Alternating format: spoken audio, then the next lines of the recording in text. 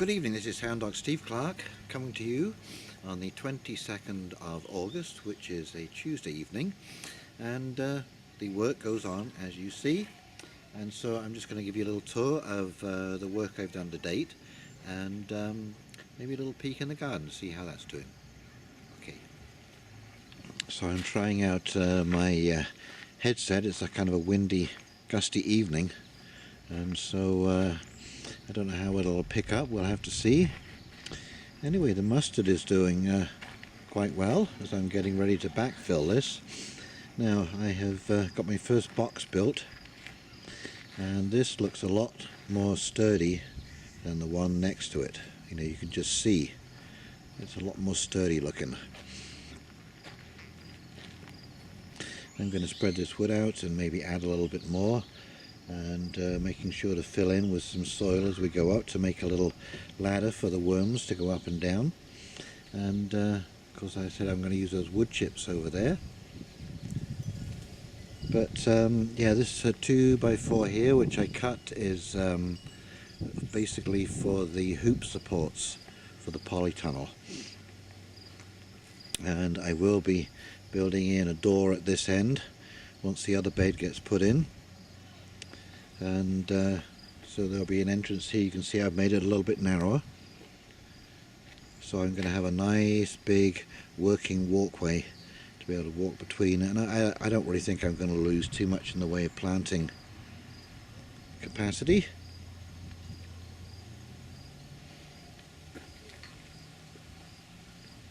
And you know what I might do after I get this leveled out? I might just put one board across, just to help to tie this in a little bit and to have a sort of divider for when it's a greenhouse. So that's the job tonight, is to make this box, transfer that soil with the mustard into here. I'm going to put some hay in there too, I think, because it is a little bit bigger. You see, this is a rough cut board, so it's just a little bit bigger, maybe 2 inches taller than the other one. And so anyway, I'm really pleased with the way that's looking. It is nice and solid, and those screws have worked out really well. Now what I'm lining it with, okay, I have lined a couple of boxes in the back there with plastic, and I was talking to a friend of mine who is a builder, and he said no, plastic is almost as bad as the soil going against the wood, because you get condensation behind the plastic. So he suggested that I use this gardener's matting, because it is porous.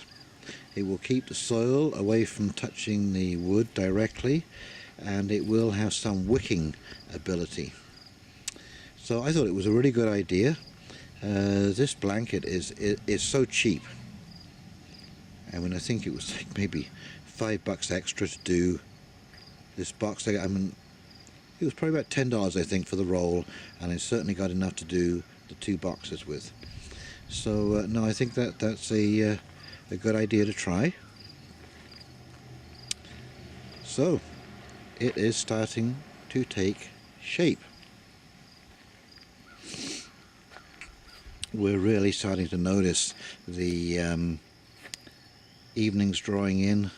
It's been quite mild, but the next few days are going to be getting cooler. It's going to be about 18 degrees, and grapes are just starting to turn.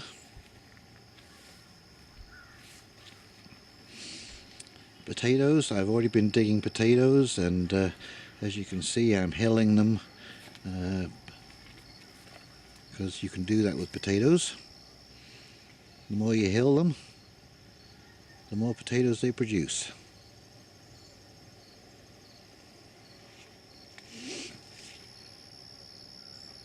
Sunflowers are attracting and feeding all kinds of bees. Those morning glories, I just let them grow wild. They just grow everywhere. Just a little dab of colour.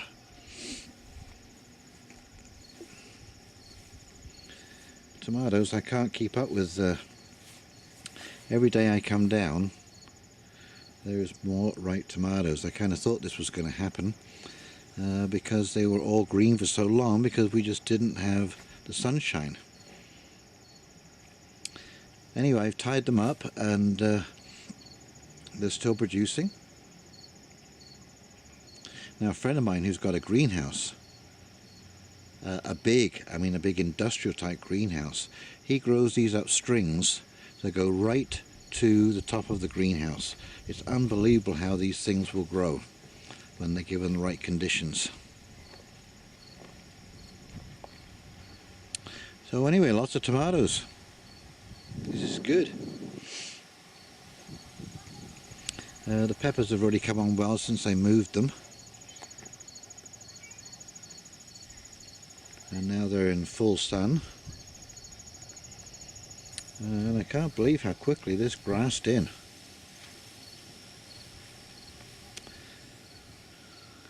Oh, that's what I did. I took down all the peas. I'm going to show you in a minute. I'm drying the best of the peas that I picked for my seed crop next year.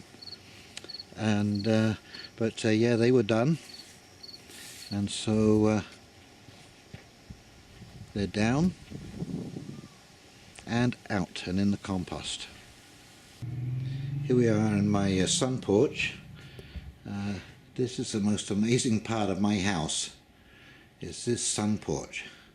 And I'm slowly but surely getting my benches all installed, because this is going to be a showroom for plants, hanging baskets, organics, heritage seeds, all of that kind of stuff.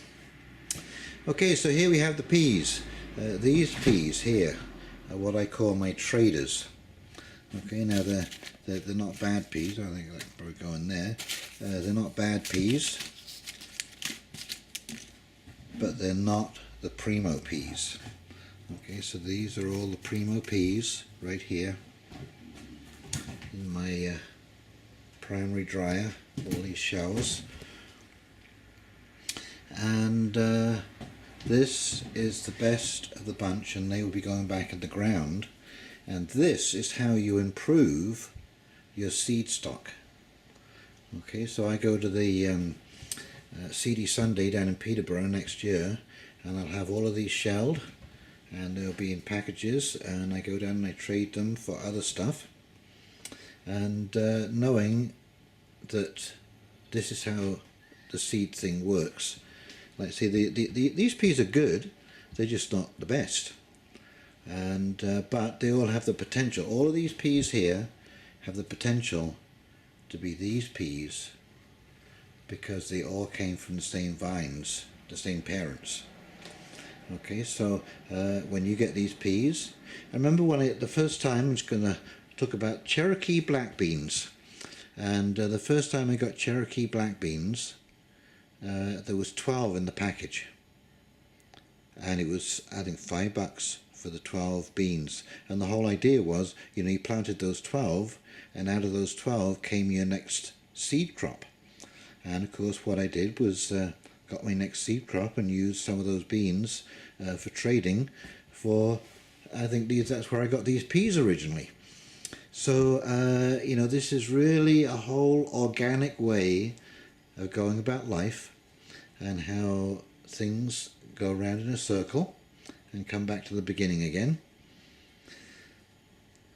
And I think that if we could all learn to live like this, there would be so much less trouble in this world today.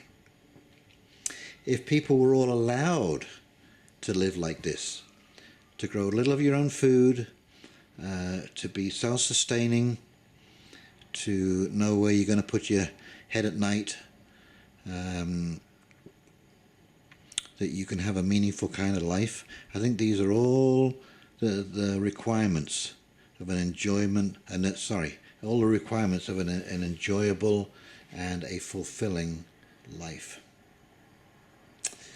Anyway, that's enough preaching from me, but although I don't know if you see across the road, that's the Pentecostal church across the road.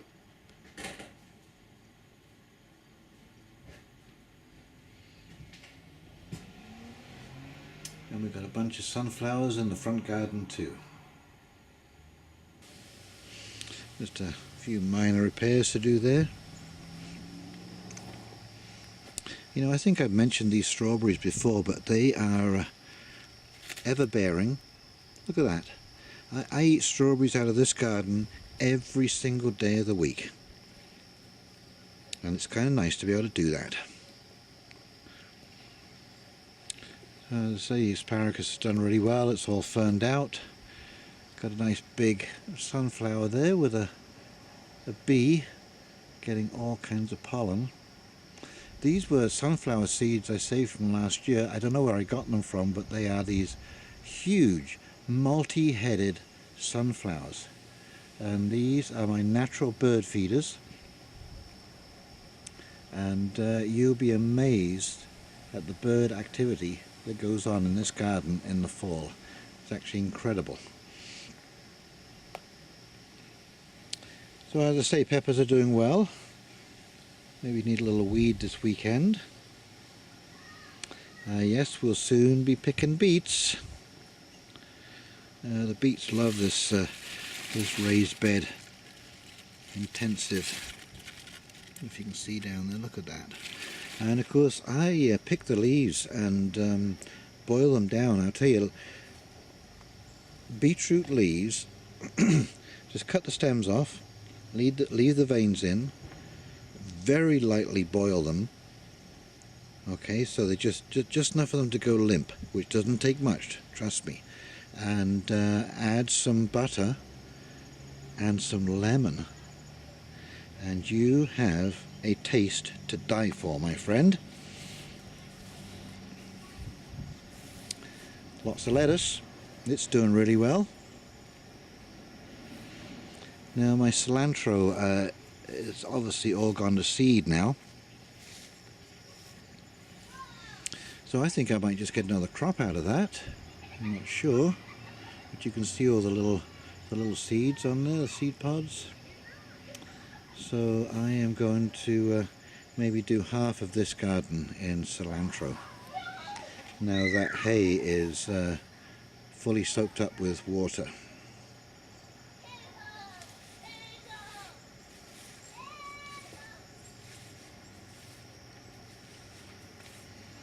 Of course the raspberries are just about all done. Oh, look at that, we finally got cucumbers. Look at that. Quite a few of them actually.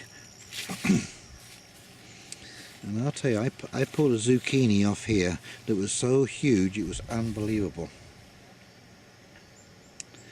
But I don't think those eggplants are going to produce anything.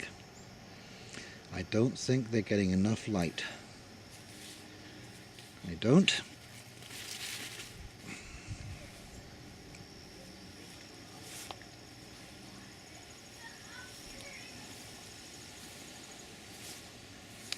Now here's the compost, and this is free soil.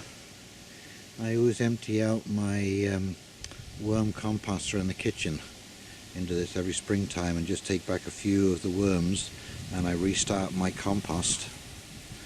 This here, I don't know if anyone recognises that nice broadleaf, that is horseradish.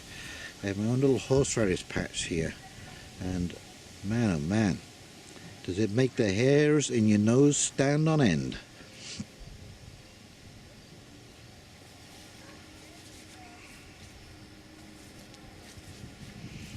So all in all, I'd say this was another successful season.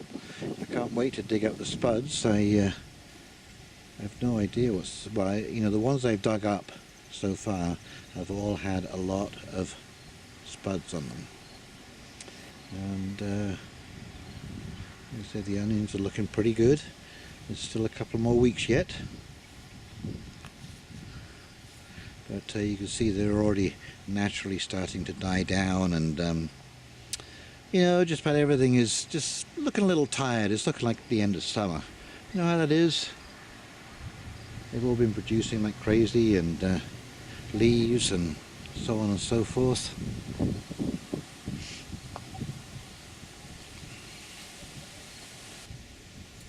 So So we have put the wood chips in, and I filled in with some extra hardwood, and now I've got some of this wonderful worm compost and horse manure that I'm adding to this, and then I'm going to add some hay.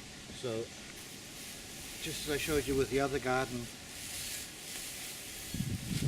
you lay this down like so, side by side, and this is putting organic matter back into your garden. This is so important because so many soils lack organic matter, and this is a natural way of doing that. And when you put the soil on top of this, it's so deep it prevents the seeds from germinating. Okay, so you're not going to put seeds in your garden, but this will very quickly moisten down with the rain and just become part of your garden and turn into wonderful topsoil, free of charge, courtesy of the worms.